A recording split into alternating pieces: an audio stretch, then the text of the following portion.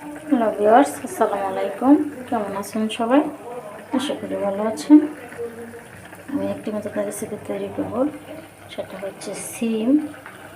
দেখেন, আমি কিন্তু বিছিওয়ালা সিম, এগুলি শুধু নিরামিষ বলে যে আমরা যে গ্রামে বসে বলি লাড়া, ওইটা আমি শুধু প্রথম ধুয়ে হালকা লবণ আর মরিচ বাটা হলুদ দিয়ে বসাইছি। এখন আমি এর মধ্যে টমেটো আর যে পেঁয়াজ বাটা, রসুন বাটা, কাঁচামরিচ একসাথে দিয়ে রাখছি। এখন এগুলো দিয়ে দিব। এটা হচ্ছে সিমের যে আমরা লাইলে রাঁধি, এটাতে এই যে দিয়ে দিলাম। শেষ অংশে কিন্তু আমি এটা দেব।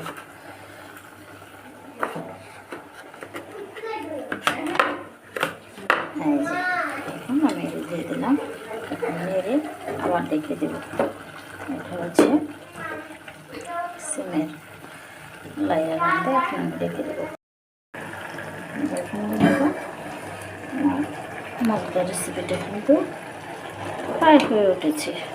সিমের লাড়া, এটাকে বলে মাছ দিয়ে রান্না করা যায়। তো আমি আজকে কিন্তু মাছ দিয়ে রান্না করি নাই। মাছ দিয়ে রান্না করলে টেস্ট হয়, এভাবে রান্না করলেও টেস্ট হয়। টমেটো বেশি করে দিয়ে, ধনিয়া পাতা দিয়ে, কাঁচামরিচ দিয়ে আমি আজকে কিন্তু এভাবে সবজি রান্না মতো করেছি। এটা আরেকটু হবে, শেষ মুহূর্তে আমার শেষ অংশে দিয়ে দেবো। এখন এটাকে দেখে দিই। দেখুন বন্ধুগণ, আমার রেসিপিটা কিন্তু হয়ে গেছে। মজাদার রেসিপি, সেটা হচ্ছে সিমের লাড়া। দেখেন, টমেটো দিয়ে, কাঁচামরিচ, ধনিয়া পাতা দিয়ে সিমের লাড়া রান্না করেছি। এটা কিন্তু অনেক টেস্ট।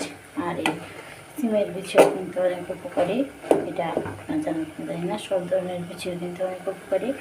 তো এভাবে কিন্তু সবজি এখন একটু সস্তা হয়েছে। সস্তার কারণে আমরা সব ধরনের সবজি বিভিন্নভাবে রান্না করে খেতে পারি। তো আমরা কিন্তু এভাবে রান্না করব এবং খাবো। এবং আমাকেও বেশি বেশি কমেন্ট করবেন, রান্না করবেন, খাবেন এবং কী পরিমাণ টেস্ট হয়েছে সেটা অনুভব করে আমাকেও কমেন্ট করবেন। তো সবাই ভালো থাকবেন, ধন্যবাদ।